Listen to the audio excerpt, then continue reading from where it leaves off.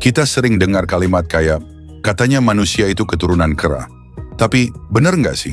Apakah Charles Darwin, orang yang terkenal dengan teori evolusinya, benar-benar bilang kalau manusia berasal dari kera? Jawabannya tidak. Dalam bukunya yang paling terkenal, The Origin of Species, 1859, Darwin nggak pernah ngomong soal asal-usul manusia. Dia cuma ngebahas gimana makhluk hidup bisa berubah dan beradaptasi lewat proses yang dia sebut seleksi alam. Baru 12 tahun kemudian, di bukunya yang berjudul The Descent of Man, 1871, Darwin mulai bahas soal manusia. Tapi penting banget dicatat, dia nggak bilang manusia berasal dari kera, melainkan manusia dan kera punya nenek moyang yang sama. Dan itu dua hal yang beda banget. Sekarang, biar makin jelas, kita bahas sedikit latar belakangnya. Darwin itu tipe ilmuwan yang hati-hati banget. Dia tahu topik evolusi bisa bikin heboh, terutama di kalangan agamawan, Yahudi dan Kristen zaman itu. Makanya, dia nggak langsung publikasi apapun selama hampir 27 tahun setelah pelayaran Beagle-nya tahun 1831 sampai 1832. Selama itu, dia cuma ngumpulin data, observasi, nulis catatan, dan diskusi sama ilmuwan lain, tapi belum berani nerbitin bukunya.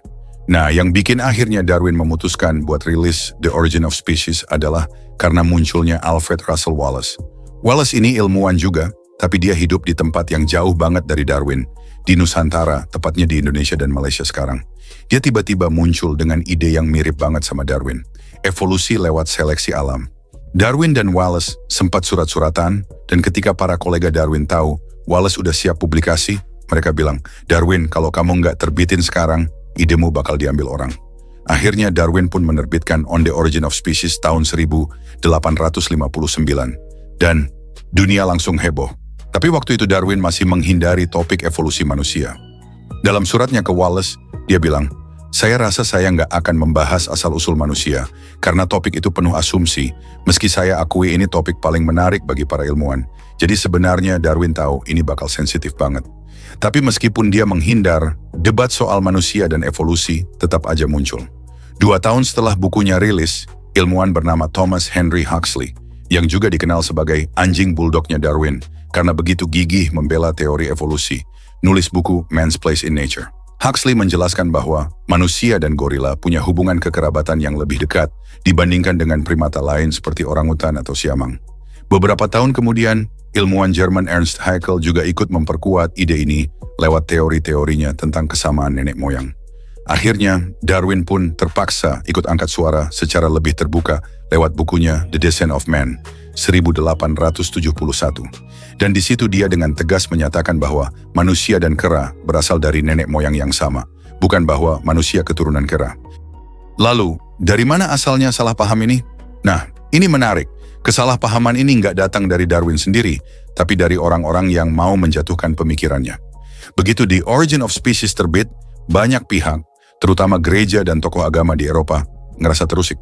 Akhirnya muncul banyak debat publik, tulisan bantahan di surat kabar, dan perkuliahan yang isinya nyerang teori Darwin. Dan di situ, beberapa tokoh mulai memelintir isi teori Darwin supaya terdengar absurd. Misalnya kayak, oh katanya kita ini keturunan monyet. Padahal bukan itu maksudnya. Contohnya, Richard Owen, salah satu kritikus besar Darwin. Dia pernah debat terbuka sama Huxley dan bilang kalau otak manusia itu beda jauh banget sama otak kera, jadi nggak mungkin kita punya nenek moyang yang sama. Tapi Huxley langsung bantah dengan bukti anatomi komparatif, bahwa justru struktur otak manusia dan kera punya banyak kesamaan. Nah, si Owen yang nyebarin narasi manusia berasal dari kera itu. Padahal Huxley nggak pernah ngomong gitu. Dia cuma bilang kita punya nenek moyang yang sama. Ada juga kisah lucu tapi terkenal banget. Tahun 1860, di pertemuan British Association for the Advancement of Science, seorang uskup bernama Samuel Wilberforce nyindir Huxley sambil ngeledek, emang nenek moyang kamu dari pihak ibu atau ayah yang keturunan kera? Tapi Huxley jawab dengan tenang, saya lebih memilih jadi keturunan kera daripada manusia yang menolak ilmu pengetahuan hanya dengan lelucon. Dan jawabannya disambut tepuk tangan dari para ilmuwan yang hadir. Wilberforce pengen mempermalukan, tapi malah kena balik.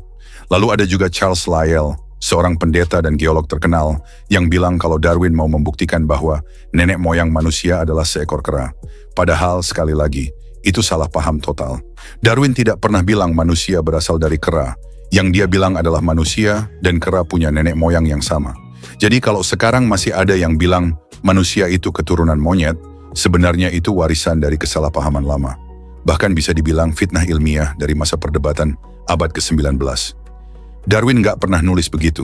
Yang dia temukan adalah bahwa semua makhluk hidup, termasuk manusia, mengalami perubahan dan adaptasi dalam jangka waktu yang sangat panjang.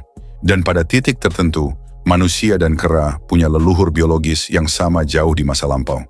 Jadi kesimpulannya, Darwin nggak pernah bilang manusia berasal dari kera.